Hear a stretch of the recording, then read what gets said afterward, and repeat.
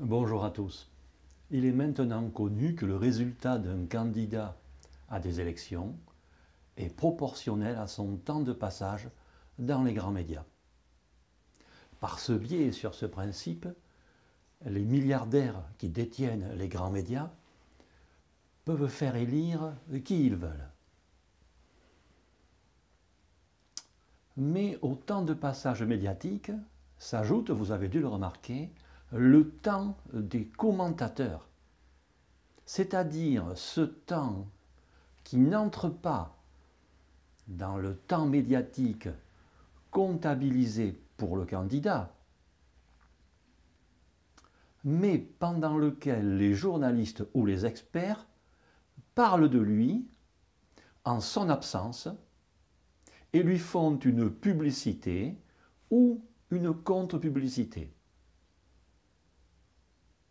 À ceci s'ajoute le traitement du candidat, c'est-à-dire l'orientation, sérieuse ou non, crédible ou non, farfelue ou non, que veulent lui attribuer les médias.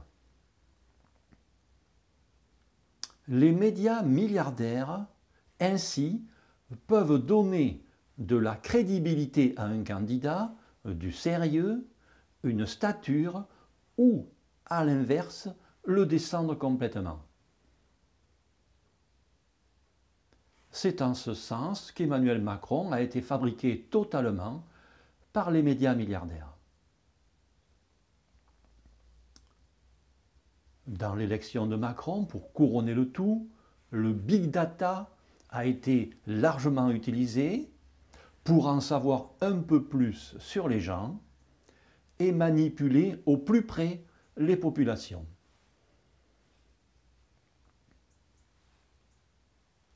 Mais ce n'est pas tout. Il y a eu également l'invention de l'équité, en lieu et place de l'égalité du temps de parole. Et ce fut encore l'occasion d'une entourloupe. Par équité, nous entendons classiquement le sens de ce terme inscrit dans le dictionnaire, c'est-à-dire une aide supplémentaire aux plus faibles pour leur permettre de se faire une place face aux gros. Exemple, le commerce équitable. On favorise les petits producteurs pour permettre que leurs produits, s'ils sont de bonne qualité, puissent se faire connaître et se vendre, malgré la présence dans le même secteur, sur le même marché, de plus grosses structures.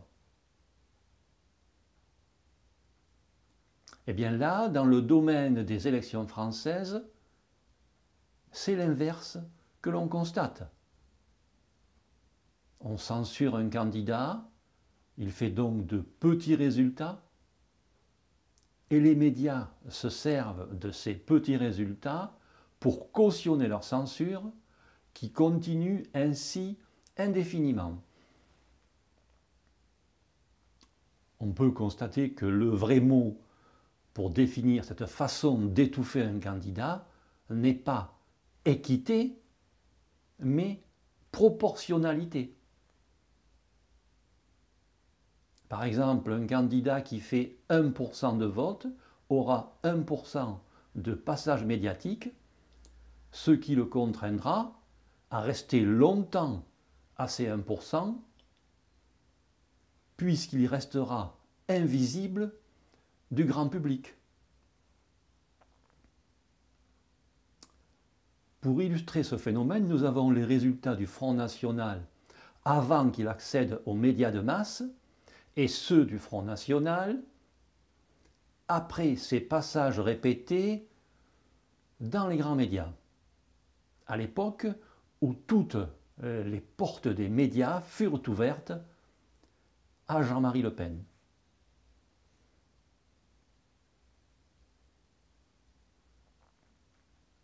Mais dans cette histoire, le summum du vice est atteint quand l'escroquerie, que constitue déjà l'équité n'est même pas respectée.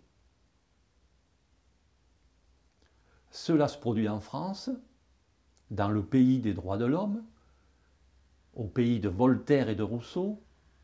Vous ne rêvez pas, hein?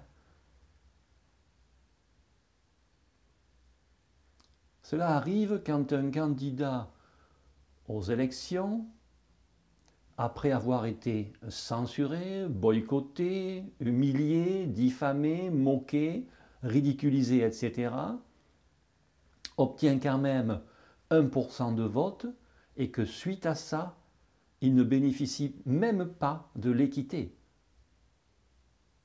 Équité qui le ferait passer dans les grands médias à hauteur de 1% du temps. La censure décomplexée devient alors totale. 0% de passage médiatique dans tous les grands médias, télé, journaux, radio, pour un seul et unique parti politique en France, l'UPR de François Asselineau, qui propose le Frexit depuis 10 ans, mais est encore inconnu de la plupart des Français. Et les rares Français qui l'ont découvert par ses passages médiatiques dans les grands médias lors des présidentielles de 2017 pensent qu'il est d'extrême droite, qu'il est ridicule, ou encore qu'il est complotiste. Voilà le résultat d'un bourrage de crâne hallucinant, d'un traitement médiatique indécent de ce candidat, d'une censure éhontée qui dure depuis plus d'une décennie. Une omerta qui étouffe le candidat et son parti sous une chape de plomb. Alors à l'UPR, ne nous parlez pas de la dictature russe ou de la dictature de la Corée du Nord. Ce serait voir la paille dans l'œil du voisin quand on est incapable de voir le baobab fiché dans son propre œil. Comment dire, après plus de 10 ans de censure totale, la collaboration des médias avec les grandes fortunes devient flagrante et insupportable. Ce sont des traîtres à la France qui l'organisent. Ces gens travaillent contre l'intérêt des Français en violant allègrement la charte de Munich sur l'éthique du journalisme. Voilà la simple réalité. Alors, si vous voulez comprendre enfin, et pour de bon, ce qui se passe en France, et bien sûr la dictature des médias de masse, je vous invite à retrouver nos analyses détaillées et parfaitement sourcées. Tout y est vérifiable, nous y mettons un point d'honneur, ainsi que notre programme complet sur le site de l'Union populaire républicaine, upr.fr, le site de parti politique le plus consulté de France.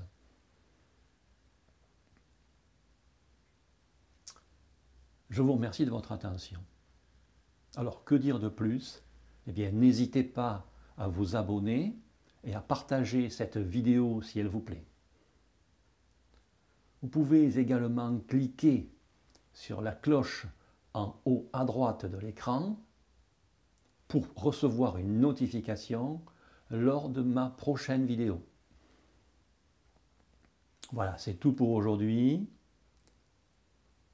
Prenez soin de vous et à bientôt.